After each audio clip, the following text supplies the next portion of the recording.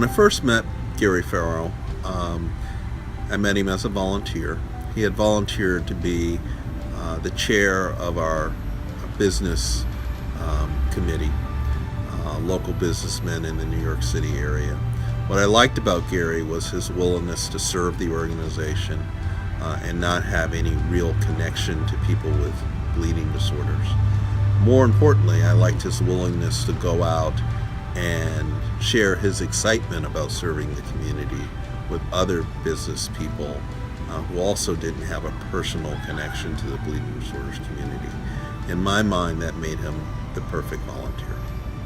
Gary is an extremely philanthropic individual. I remember when I first met Gary, we sat down in his office and we were sitting across the table from each other, and I asked him to tell me his vision for the development committee and the business council and just his volunteer leadership inside of this organization and how it's going to work. And he started to talk, and this is a man who really had no connection to the bleeding disorders community, not through himself or not through any family members or any, he was really not affected, but he understood that there's an organization that needs his help and he can make a difference.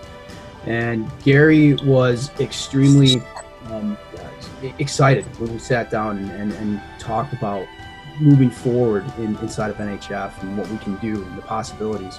And I started to smile when we were talking about this. And Gary looked at me, stopped mid-sentence and said, "What are you laughing about?"